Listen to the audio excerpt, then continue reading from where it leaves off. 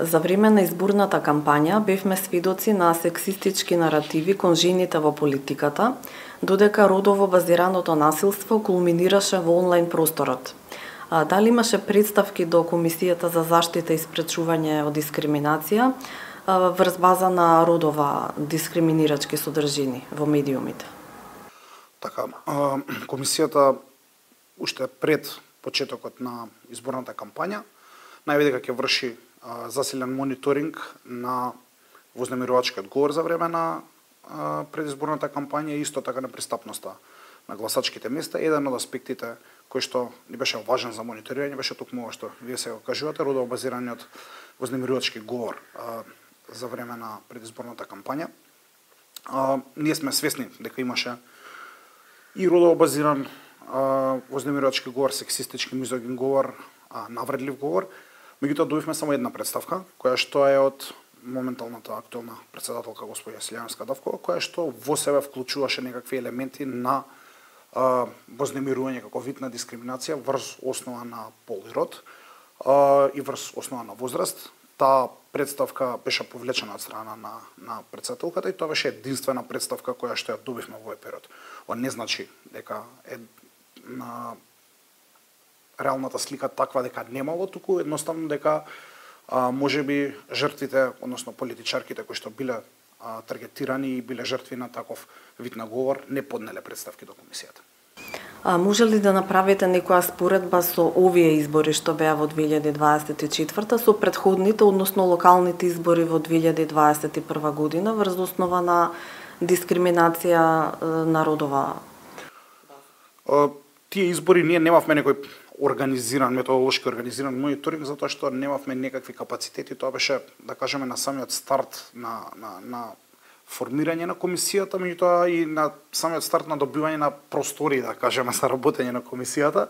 Немавме некаков организиран мониторинг, меѓутоа добивме представки. Имавме една представка на која што ја сега можам да се сетам, која што е типична ситуација која, да кажеме, ја отсликува праксата на тој родово базиран вознемирувачки говор. Имавме представка од страна на кандидатка за членка на Совет на општина, која што беше на ТВ дебата со кандидат за градоначалник на истата општина.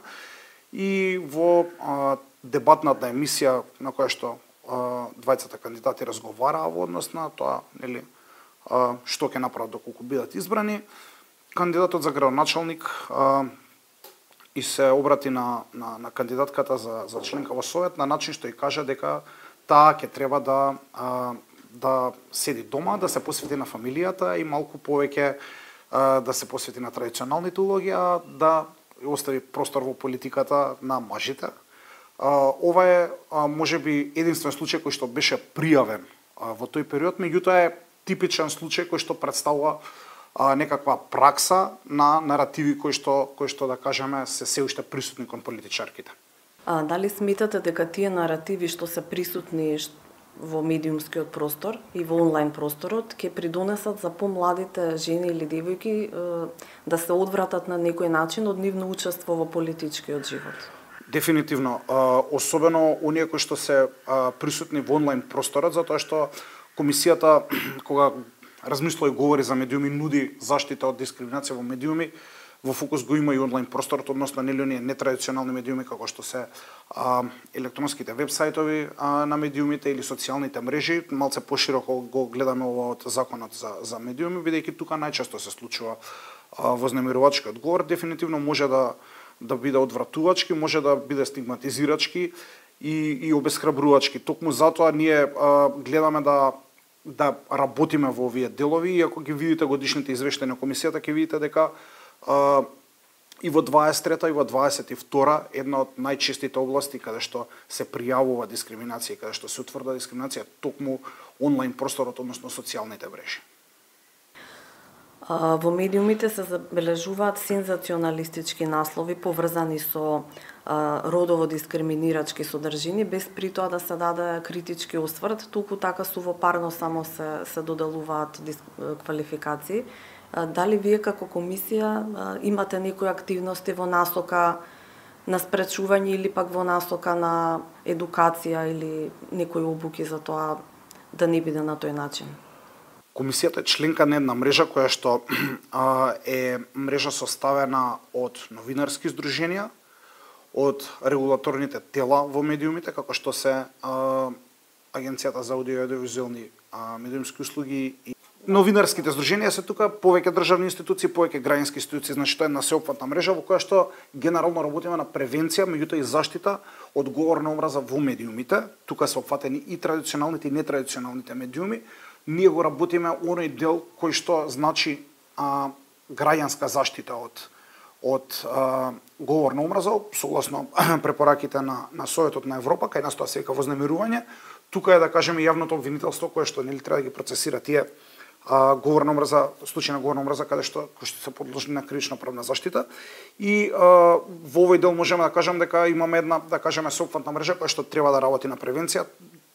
Мрежата е на самиот старт, секако дека треба и ќе биде далеку пофункционална. Имаме склучено меморандуми за соработка со повеќе чинители кои што можат да дадат свој придонес во превенција од родово базиран вознемирувачки говор во медиумите, меѓутоа овдека ни завршуваат, да кажем, превентивните активности кои што ги вршиме. Во однос на заштитните активности многу сме ограничени затоа што за да постапуваме по службена должност во одредени случаи на дискриминација треба да бидат исполнети одредени претпоставки во законот, кои што многу тешко се исполнуваат при вознемирувачки говор. Значи треба да бидат опфатени повеќе лица, треба да има некаков општествен интерес, треба дискриминацијата да трае подолго време. Токму затоа овдека можеме да постапуваме само доколку добиеме представки од жртвите кои што биле таргетирани се жртви на родово базиран вознемирувачки говор, и би искористил прилика да ги повикам не само политичарките, туку и сите жени кои што се јавни личности, кои што вршат јавни функции, да се обратат до комисијата доколку сметаат дека се жртви на ваков вид на вознемирувачки говор. Може ли да ми кажете ваш став? Дали сметате дека медиумското присуство на жените политичарки во земјава е на задоволително ниво или пак треба уште да се работи на тоа? Можам да дадам личен став, немам стручни компетенции за тоа. Сметам дека не е на задоволително ниво и дека мажите политичари евидентно е дека се далеку позастапени во медиумите, особено ова што кажавте, сензационалистичките настапи кај жените политичарки или фокусирање можеби пречесто на оние работи кои што не се поврзани со вршењето на самата функција, нели, како што се, не знам, начин на облекување, начин на физички изглед и слично, и многу голем фокус на работите се става на тоа, да кажеме, далеку помалце ќе прочитате наслови или текстови каде што ќе се коментира одреден политичар како е облечен или уште помалце како изгледа.